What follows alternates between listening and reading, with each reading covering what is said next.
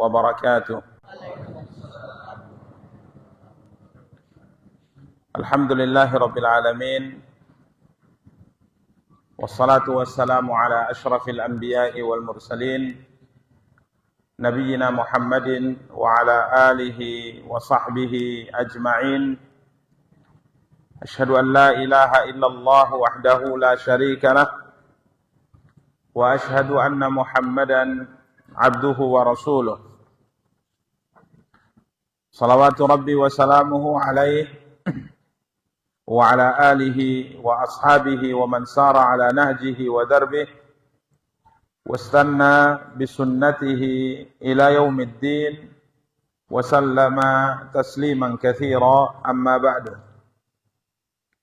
ikhwani wa akhawati kaum muslimin, kaum muslimat, rahimani wa rahimakumullahu jami'a.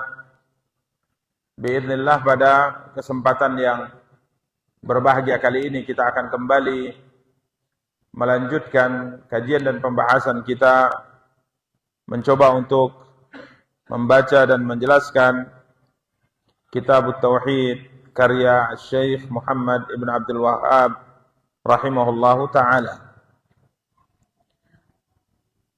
Alhamdulillah, pada pertemuan yang lalu kita telah menyelesaikan pembahasan bab nomor 47, dan sekarang kita akan masuk pada pembahasan bab ke-48. Babun qaulullahi ta'ala, a'udzu billahi minasyaitonir rajim, wala in adzaqnahu rahmatan minna min ba'di dharra'a massathu la yaqulanna hadha li wa ma adhunnu as-sa'ata qa'imah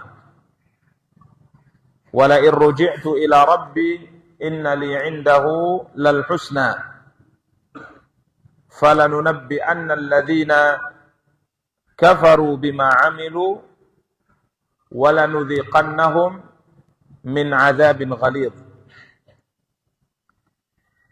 Allah Subhanahu wa taala berfirman, surat Fussilat ayat 50, di mana ayat ini dijadikan oleh penulis sebagai judul bab.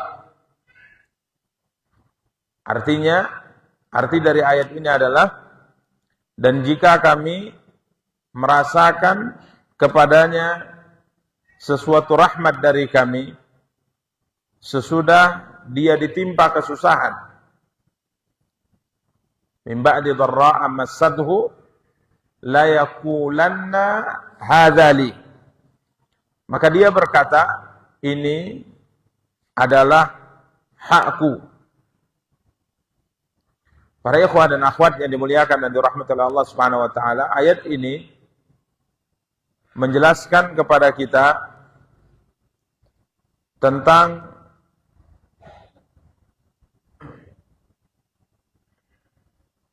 sifat karakter dari manusia yang dicela oleh Allah Subhanahu wa taala dalam ayat yang mulia ini. Jika kita perhatikan beberapa ayat yang ada di dalam surah Fussilat ini, yang pertama tentunya ayat yang sedang kita baca sebagai judul bab. Kemudian kalau kita perhatikan ayat sebelumnya, Allah Subhanahu wa taala juga mencela seorang manusia, atau terkhusus seorang yang tidak beriman kepada Allah atau orang kafir, karena mereka memiliki sifat yang tidak baik. Allah Subhanahu wa taala berfirman pada ayat 49. Ya, kita akan bacakan 3 ayat dari surat Fussilat, ayat 49, kemudian ayat 50 yang dijadikan sebagai judul bab, kemudian ayat 51 yang juga menceritakan tentang sifat karakter manusia yang tidak baik. Khususnya sifat ini ada pada orang-orang yang tidak beriman.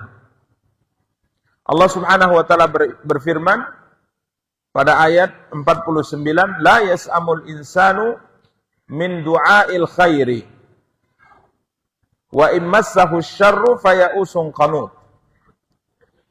Manusia tidak jemu, tidak bosan memohon kebaikan.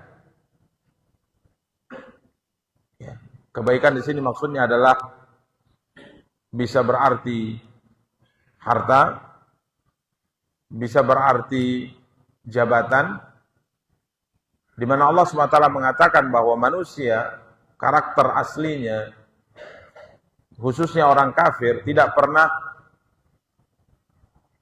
bosan, tidak pernah diterjemahkan di sini jemu, memohon hal-hal itu kepada Allah Subhanahu wa taala. Artinya, para ulama mengatakan, tatkala Allah Subhanahu wa taala berikan harta kepadanya, maka ia selalu meminta tambahan. Tatkala Allah Subhanahu wa taala berikan jabatan kepadanya, maka ia selalu meminta tambahan. La yas'amul insanu min du'ail khair. Manusia itu tidak pernah bosan untuk selalu memohon kebaikan-kebaikan kepada Tuhannya. Dan permohonan itu, sebagaimana disebutkan oleh Syekh Abdurrahman Nasir As-Sa'di rahimahullah, latar belakangnya adalah tidak ada qanaah terhadap pemberian yang Allah berikan, tidak merasa cukup dengan pemberian Allah, sehingga tatkala ia diberikan kebaikan-kebaikan sebanyak apapun ia selalu merasa kurang, sehingga akhirnya terus-menerus ia meminta kepada Allah tambahan, tambahan, dan tambahan.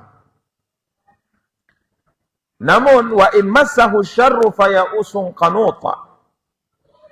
Jika mereka ditimpa malapetaka, artinya Allah uji mereka pada harta mereka, Allah uji mereka pada kedudukan mereka, Allah uji mereka mungkin pada kesehatan mereka, faya'usun qanut.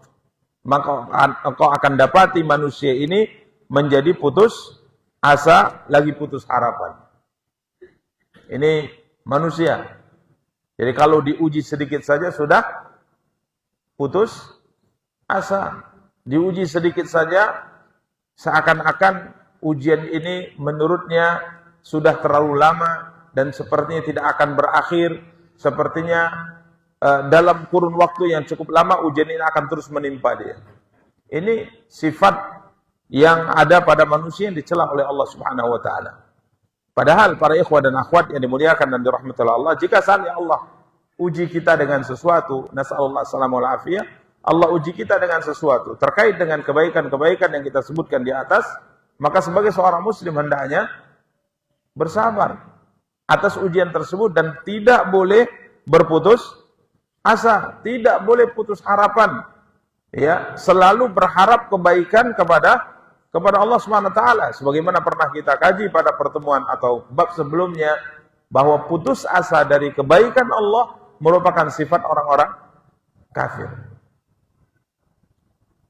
Ya, kita juga kaitkan di saat kita mengkaji pembahasan tersebut dengan tidak putus asanya Nabi Yakub alaihi salam tatkala Yusuf anaknya dipisahkan darinya. Padahal dipisahkan sudah bertahun-tahun. Dia masih terus berdoa kepada Allah agar kiranya Allah pertemukan dia dengan Nabi Yusuf. Terus berdoa kepada Allah, terus berdoa kepada Allah.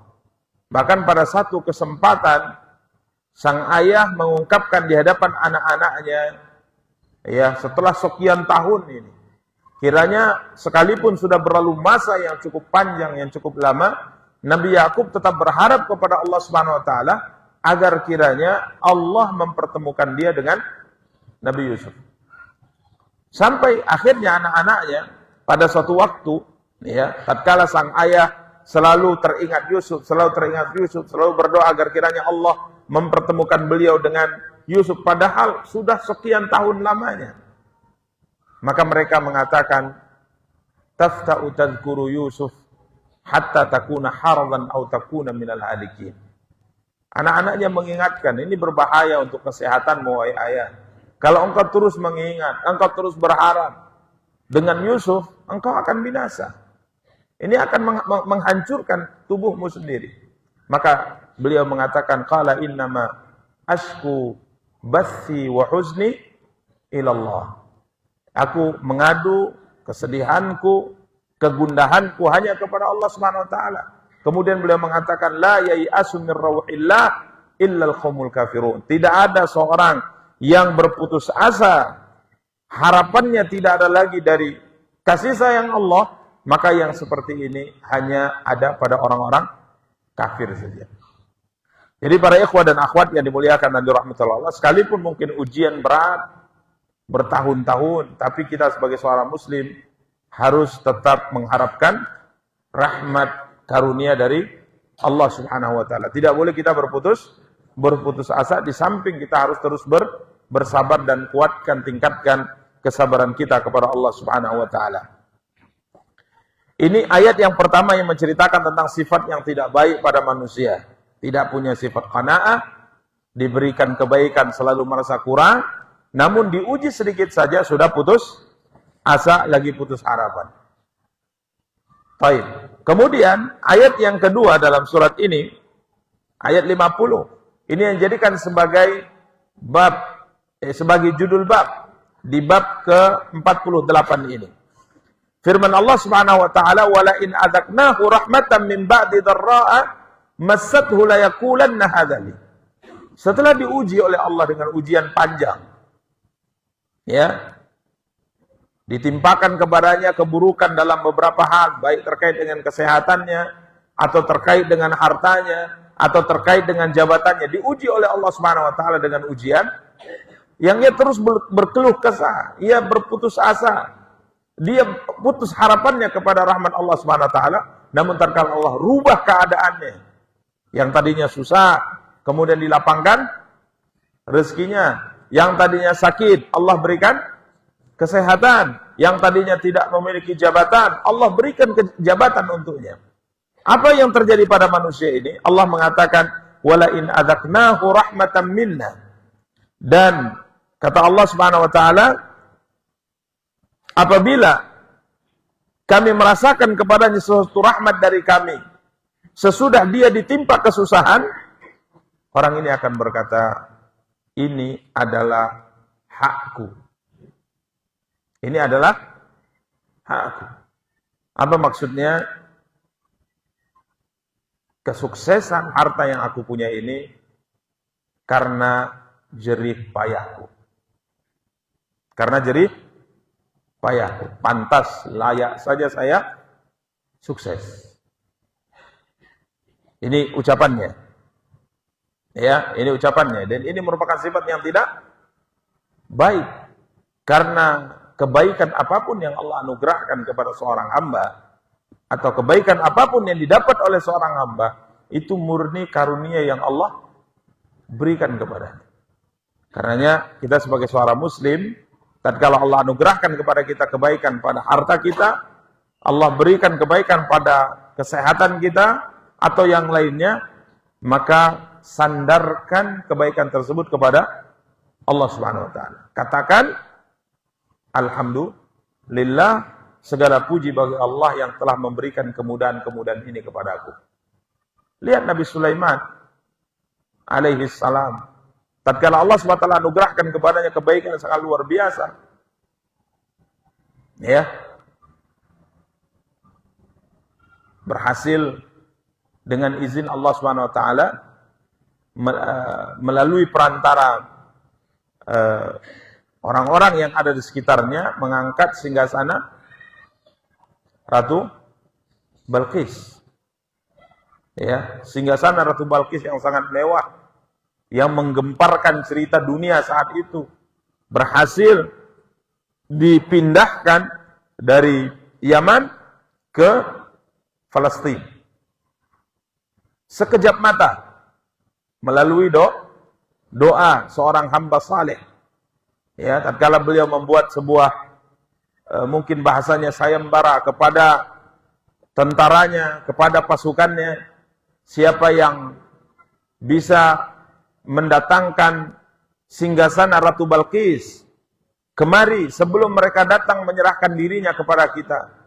Maka awalnya jin Ifrit menyanggupi dengan mengatakan, saya akan mendatangkan singgasana itu ke hadapan engkau wahai Nabi Allah sebelum engkau berdiri dari tempat dudukmu. Ya, dia ini akan terbang dan akan angkat itu singgasana, berangkat ke Yaman dengan terbang, kemudian dia angkat dengan kekuatannya ke Palestina sebelum Nabi Sulaiman berdiri dari tempat duduk atau sebelum berdiri singgasananya. Karena Nabi Sulaiman setelah terbit matahari maka beliau masuk ke istananya, bahasa kita mungkin ngantor ya, masuk ke istananya menyelesaikan urusan masyarakat dari waktu duha dan berakhir kerja beliau itu tatkala zawal, masuk waktu zuhur, beliau istirahat, beliau akan meninggalkan singgasananya, beliau akan meninggalkan tempat duduknya. Jadi subhanallah, jin Ifrit mengatakan, saya akan memindahkan itu singgasana sebelum engkau berdiri dari tempat dudukmu, dari singgasana. Jadi butuh berapa jam? Maka berkatalah orang yang Allah anugerahkan ilmu Alkitab kepadanya, ana atika bihi qabla ayyartadda ilaika tarfu. Saya akan memindahkan singgasana itu di hadapan engkau wahai Nabi Allah sebelum matamu berkedip. Ya, dia bukan terbang karena manusia tidak bisa terbang, tapi dia punya doa pamungkas, dia punya ilmu tentang Alkitab, doa yang apabila dipanjatkan, diucapkan sebelumnya dengan pujian-pujian, menyebut nama Allah Subhanahu wa taala, maka Allah pasti akan kabulkan doanya. Maka dia gunakan itu seketika Nabi Sulaiman sudah melihat singgasana Ratu Balqis sudah berada di hadapannya. Coba lihat hamba yang beriman, setelah melihat kelebihan yang dia miliki, kerajaan yang sangat luar biasa, kemampuan yang sangat luar biasa. Apa katanya? Hada min fadli Rabbi. Ini murni karunia siapa? Tuhanku Allah Subhanahu wa taala. Liyabluwani aashkuru am akfur. Allah hendak mengujiku apakah dengan kelebihan kerajaan yang besar ini, pasukan yang tak terkalahkan ini, kehebatan yang aku punya ini, sebenarnya Allah hendak menguji saya. Apakah aku bersyukur atau aku tidak bersyukur? Ini seorang yang beriman. Tapi ini, orang ini diceritakan oleh Allah SWT, kalau diuji dengan kesulitan, putus asa, putus harapan. Kalau nanti kesulitan itu dihilangkan oleh Allah, yang tadinya miskin, kemudian menjadi kaya, apa katanya? Dia bilang ke orang, nasihati. Makanya kamu harus rajin kerja. Bapak bisa dapat harta seperti ini murni hasil bapak. Pongahnya luar biasa. Ini kadang kita nggak sadar. Mungkin kita ingin mendidik anak kita. Kita ingin mendidik keluarga kita. Kita akan memberi pelajaran kepada teman kita. Tapi kita lupa bahwa semua yang Allah anugerahkan atau semua yang kita miliki itu adalah murni anugerah dari Allah. Kalau Allah tidak sehatkan kita, sampai kapanpun kita tidak akan sehat. Kalau Allah tidak lapangkan rezeki kita, sampai kapanpun tidak ada yang bisa melapangkan rezeki kita. Kalau Allah tidak muliakan kita di mata manusia, sampai kapanpun kita akan menjadi orang gila. Artinya, orang yang menisbatkan kebaikan yang Allah anugerahkan kepada dirinya pribadi, ini menandakan tauhidnya lemah. Karenanya, ayat ini dijadikan sebagai bab oleh penulis pada nomor bab 48. Artinya kalau seandainya ada orang mengatakan, ini harta yang saya miliki ini murni dari keringat saya sendiri. Ini karena saya belajar bagus, berusaha bagus, perhitungan bagus, maka saya dapat ini. Dia lupakan Allah, menandakan tauhidnya lemah. Mana Allah? Di mana posisi Allah yang menentukan segala yang kau letakkan? Tapi seharusnya kau mengatakan, ini murni karunia dari Allah kemudian usaha dariku. Itu baru benar. Tapi kalau engkau hilangkan Allah, engkau katakan ini adalah murni usahamu, apa bedanya engkau dengan Qarun? Apa bedanya engkau dengan Qarun? Karena yang diucapkan Qarun mirip sebagaimana diucapkan oleh orang yang diceritakan oleh Allah dalam surat Fussilat ayat 50. Apa yang disebutkan Qarun? Diceritakan oleh Allah dalam surat Al-Qasas. Allah Subhanahu wa taala menceritakan Qarun.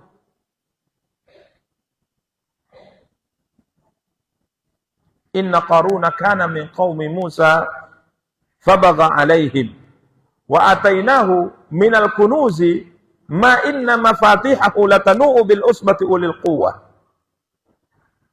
Idh qala lahu qaumuhu la tafrah innallaha la yuhibbul farihin.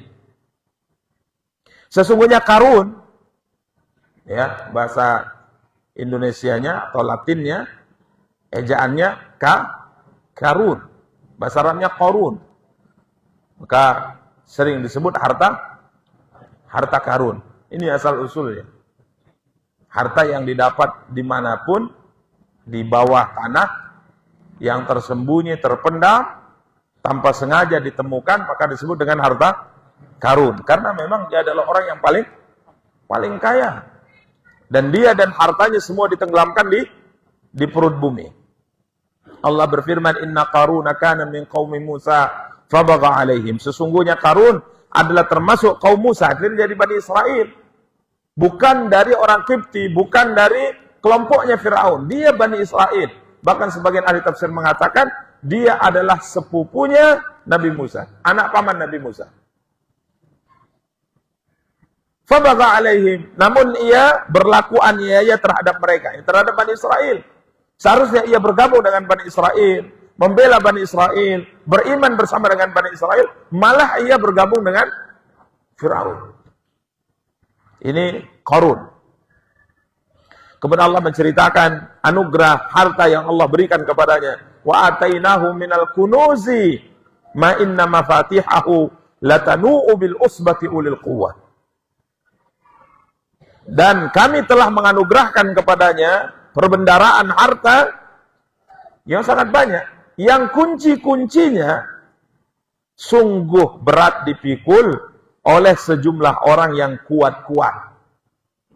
Kunci gudang hartanya kalau dikumpulkan di satu keranjang, dikumpulkan di satu tempat, kunci gudang hartanya, kemudian diminta oleh 9 orang laki-laki yang kuat mengangkatnya, hampir-hampir mereka tidak mampu mengangkat kunci itu.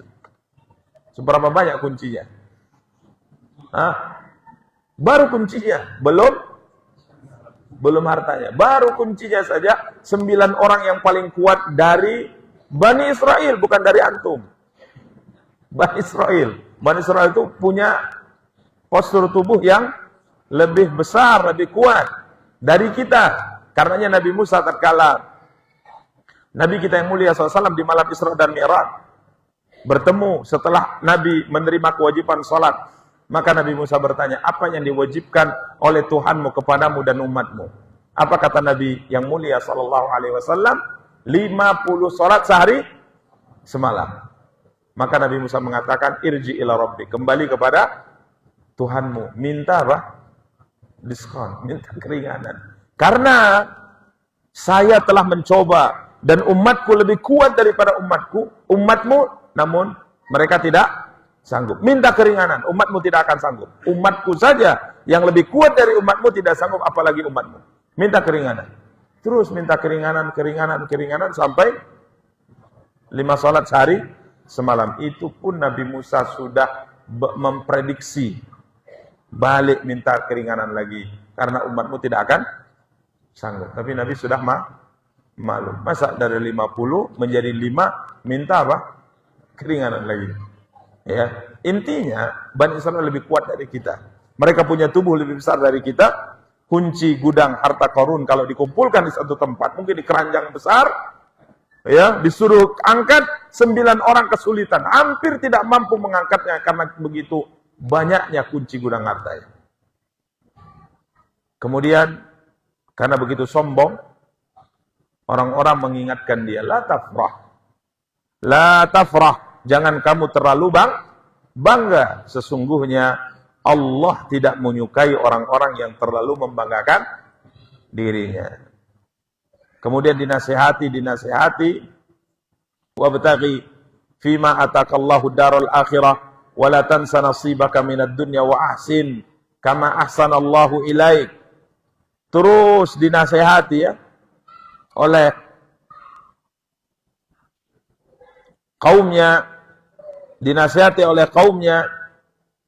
wabtaghi fima ataqallahu darul akhirah wa la tansa nasibaka minad dunya, dan carilah pada apa yang telah dianugerahkan Allah kepadamu, artinya kebahagiaan negeri akhirat.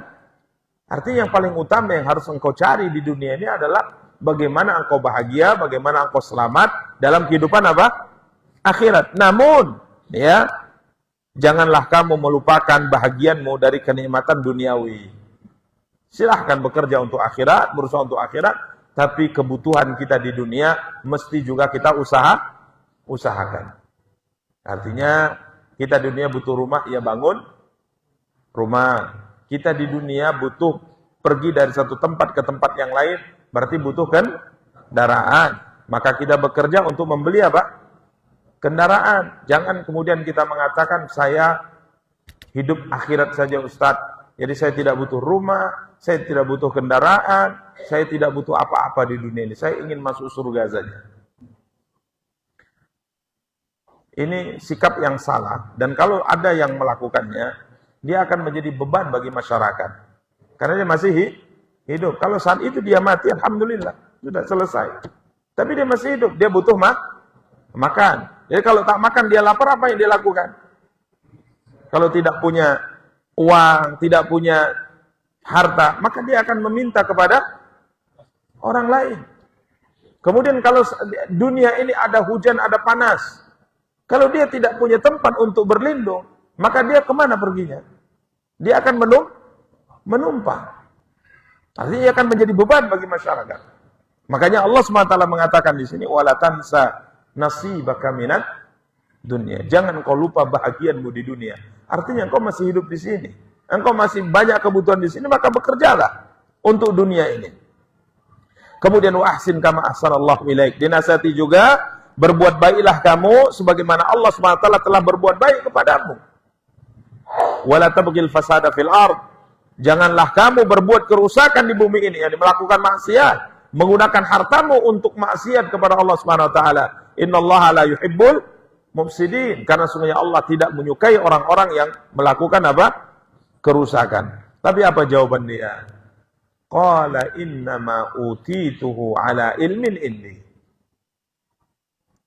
Karun menjawab setelah dinasihati panjang lebar, dia hanya jawab dengan kata-kata singkat menunjukkan keangkuhannya. Jawabannya, tanggapannya terhadap nasihat yang panjang yang disampaikan oleh para ulama kepadanya, nasihat disampaikan kepada masyarakat kepadanya, dia jawab dengan jawaban singkat, menunjukkan kesombongannya. Dia mengatakan, sesungguhnya aku hanya diberi harta itu karena ilmu yang ada padaku. Jadi seakan-akan mungkin kalau saya membaca ayat ini dan membahasakan di masyarakat, sudah diam aja lah, nggak usah komentar tentang harta yang aku punya. Nggak usah kau komentari, hartaku yang banyak, aku harus ini semua mau tahu kau? Mau tahu kau? Biar tahu aja kau ya, gitu maksudnya. Ini semua saya dapat karena keahlianku mencari. Ini kesombongan. Dia lupakan siapa? Allah Subhanahu wa taala. Sehebat apapun orang dalam berusaha, kalau Allah tidak takdirkan sukses, sampai kapanpun tidak akan pernah sukses. Jangan sombong kamu. Karena Allah mudahkan engkau saja nih. Sehebat apapun orang berusaha untuk menyelamatkan dirinya dari semua penyakit, tapi kalau Allah takdirkan dia sakit, pasti dia sakit. Corona menjadi pelajaran besar bagi kita bahwa manusia itu tidak punya kuasa apapun. Sehingga orang yang paling safety, sebelum masuk rumah mandi dulu, pakai Apa istilahnya? Hah? Iya. Berusaha semaksimal mungkin, dia pula yang kena. Cuman kuasa Allah SWT. Ada orang yang santai aja, bandel. Corona itu nggak ada. Nggak ada itu corona. Pergi ke pasar, dia salaman dengan siapapun, tidak pernah menjaga dirinya. Iya, alhamdulillah dia sampai sekarang masih hidup. Tapi ada juga yang mati. Ada juga yang kena. Nah, gitu. Intinya, ini semua sebab yang bisa terjadi bisa tidak, yang menjalankan terjadi atau tidaknya Allah Subhanahu wa taala. Ya. Jadi ini hal yang hendaknya kita perhatikan para ikhwah, karena tatkala mengesampingkan Allah dalam hal seperti ini menunjukkan tauhid rububiyah kita lemah. Tauhid apa? Rububiyah kita lemah. Karena kita meyakini dalam tauhid rububiyah, Allah zat yang maha memberi rezeki. Allah yang mengatur alam semesta. Tatkala kita menyangka bahwa rezeki ini karena usaha kita semata, berarti keyakinan kita tentang sang pemberi rezeki lemah. Ya, ini para ikhwah dan akhwat yang dimuliakan dan dirahmati oleh Allah Subhanahu wa taala. Jadi dia berkata persis seperti yang dikatakan oleh Fir'aun, oleh Qarun. Wala in adaqnahu rahmatan minna min ba'di dharra'a masathu la yaqulanna hadha li. Dan jika kami merasakan kepadanya sesuatu rahmat dari kami, Allah rubah kondisi hidupnya. Tadinya miskin menjadi kaya, tadinya sehat menjadi sehat, tadinya sakit menjadi sehat, tadinya rakyat jelata menjadi pejabat. Rakyat jelata menjadi seorang pejabat, walaupun mungkin pejabat di kampung misalnya, jadi kepala desa. Tadinya siapa dia? Kalau dia hadir, tidak ditanya. Kalau tidak ada di pertemuan, tidak dicari. Orang yang tidak dianggap, tapi akhirnya Allah muliakan dia. Allah jadikan dia seorang pejabat di tengah masyarakatnya. Kemudian dia mengatakan, Adali. Hadali. Dia mengatakan, ini adalah hakku. Artinya, ini atas jerih payah yang aku usahakan selama ini. Makanya aku bisa berhasil. Dia lupakan siapa? Allah Subhanahu wa taala. Kemudian Allah sebut ayat yang ketiga 51, wa idza an'amna 'alal insani a'rada wa na'a bijanibi. Dan apabila kami memberikan nikmat kepada manusia, ia berpaling dan menjauhkan diri. Ini juga sifat buruk. Tatkala senang, jauh dari masjid. Tatkala sehat, tidak pernah ibadah. Menjabat sebagai seorang pejabat di negerinya, di kampung halamannya, di tengah masyarakatnya, tidak kenal Allah. Namun kata Allah, wa idza masyahu syarr fadhu du'ain arid.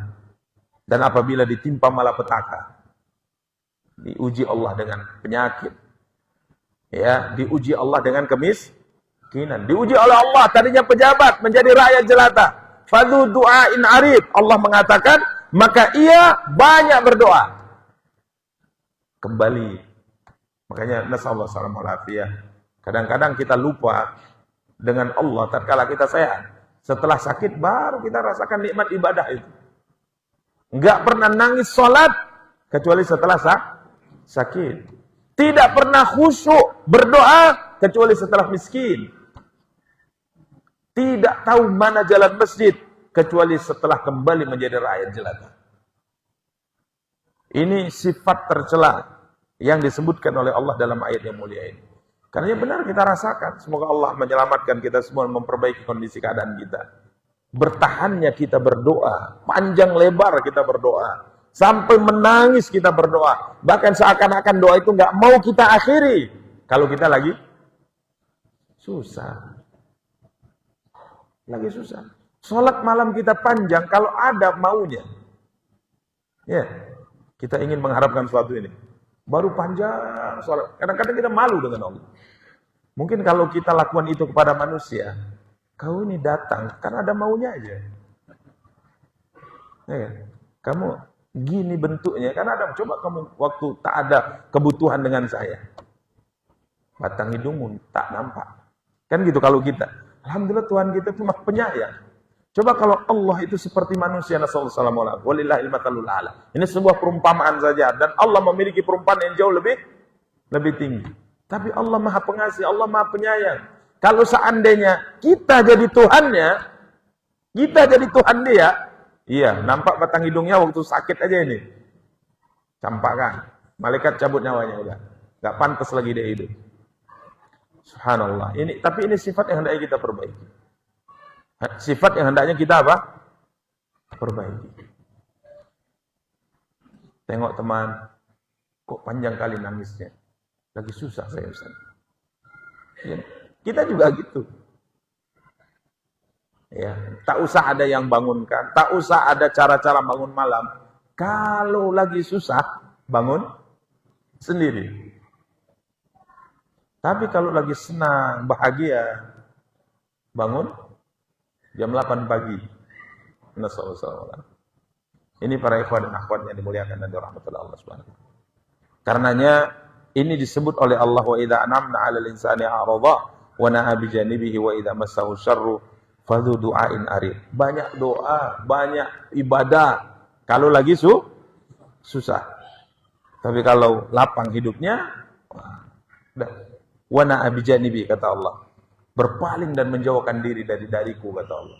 Jauh dari masjid, jauh dari ibadah. Tapi kalau lagi susah, kembali ke masjid. Karenanya ya sallallahu alaihi jarang sekali kita dapati orang yang punya harta banyak, punya jabatan luar biasa berusaha untuk mendekat kepada Allah dengan sebaik-baik. Jarang sekali.